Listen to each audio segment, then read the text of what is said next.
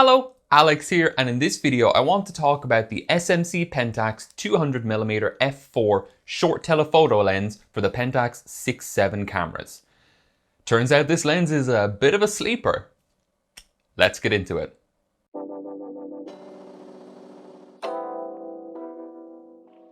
Let's start with an overview of the lens. It's about 135mm long and 93mm wide, so it's a very long boy, and it's not really tapered, it's more of a barrel, being about the width of the lens mount the entire way down the length of the lens. It also extends by about a further 45 to 50mm when focusing down to very close distances due to the long helicoid needed for the long focal length. It attaches to any of the Pentax 6-7 system cameras using the inner bayonet mount, and it can of course be adapted to other mounts using the appropriate adapter. It weighs in at about 800 grams naked and 845 grams with the caps attached. The lens has a front filter thread diameter of 77mm, so although the filters are quite large, they are relatively common and affordable nowadays, not so much when this lens was introduced. I don't own the lens hood for this lens, and to be honest, the front element is so heavily recessed that I don't think it's necessary. This is a prime lens, meaning it does not zoom, and it has a fixed focal length of 200mm. In 35mm full frame terms, this puts it about equivalent to a 100mm lens if using diagonal field of view, or a 5x4 crop of an 85mm lens if using vertical field of view, which puts it firmly in the short telephoto range, meaning it would be good for landscapes, portraits, still lifes, anything where you would need to isolate your subject or put emphasis on them. There are two different versions of this lens, the SMC Takumar and the SMC Pentax, and it's the latter that I have here. There are four main differences between them, though there are some other subtle differences as well. Those are that the original is about 100 grams heavier at about 900 grams. The original is made almost entirely of metal, whereas this one uses metal and plastics in combination, saving weight. The original has 67mm filter threads, whereas this one has 77, and to be honest, that is a big advantage of the original. That being that 77mm filter threads are a bit of a standout in the Pentax 6-7 line, whereas 67 is as close to a standard filter thread within that lens lineup as you're ever going to get. Things like the 105, the 135, I think the 90, the smaller version of the 75 all use 67mm filter threads. So if you're heavily invested in that, you might want to consider the older version, but otherwise I'm talking about the new version. The fourth and other major difference is that the original focuses down to 2.5 meters, whereas this version can focus down to 1.5 meters or about 5 feet versus 8.5, 9 feet. So it focuses much more closely. The lens has an aperture range going from f4 at the widest to f32 at the narrowest.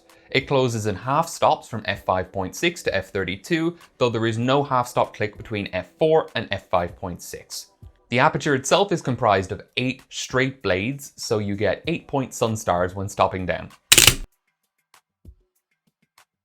A maximum aperture of f4 for a 200mm lens in the time that this lens released was fantastic, even on 35mm, so it's wonderful on 6x7, giving you tremendous control of depth of field.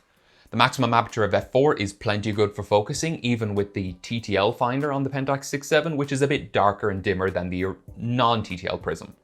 I still don't have any troubles focusing with it, and that is helped by the massive focus throw that this lens has, so precise focusing has not been a problem for me. Of course, being a Pentax 6-7 lens, this lens is manual focus only, and the focusing ring turns extremely smoothly. There is a hyperfocal scale, which is pretty much useless for a 200mm lens, to be perfectly honest, but there is an infrared focusing mark marked in orange near f16's hyperfocal mark if you're interested in infrared shooting. As I mentioned already, this version of the lens can focus down to 1.5 meters or about 5 feet. This gives a reproduction ratio of about 1:5 and a magnification of 0.19x, I believe. So it's not a macro lens by any stretch of the imagination, but you can get decently close. And as we'll talk about, the lens is so comically sharp that you can just crop in if you need a little bit tighter of a frame. Although I haven't done a full brick wall type test, I have had no problems with distortion, chromatic aberration, longitudinal or lateral, spherical aberration, coma, vignetting, sharpness, contrast, anything. There is nothing to say about that in any of those factors, at least in my experience with the lens. As I mentioned, 200mm is roughly equivalent to an 85 to 100mm lens depending on how you calculate your field of view in 35mm terms. So it's a very generally applicable short telephoto lens. Again, as I said, stills, landscapes, portraits. You can use this for basically anything where you don't need a wide field of view. So, it's very easy to fit into a kit potentially because the focal length is just generally quite useful. I mentioned that the lens has a great focus throw. It's about 300 to 320 degrees going from infinity down to 1.5 meters. So yeah, precise focusing is not an issue whatsoever. It's incredibly easy to nail focus, even at very short distances, because it's so easy to fine tune it. So, the small differences in your body rocking back and forth are very easy to compensate for. The price, as I mentioned at the start, this lens is a bit of a sleeper.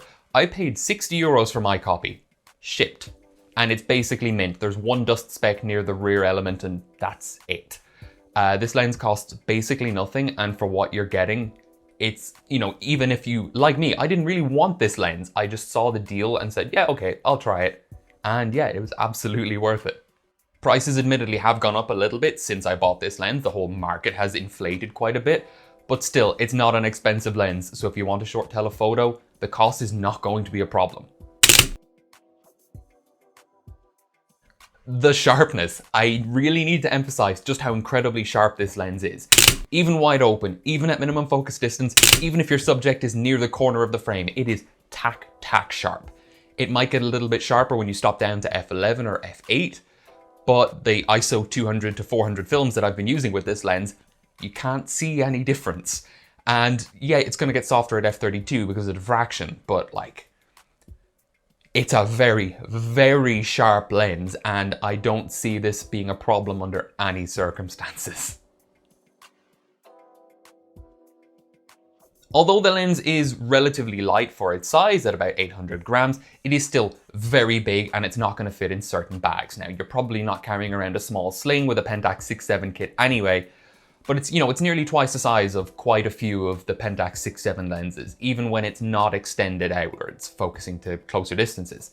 So that is something to consider. That is probably one of the reasons that it is not as popular as it probably should be. The long focus throw is great for precision, but it does slow down the ability to focus back and forth between close focusing distances and infinity.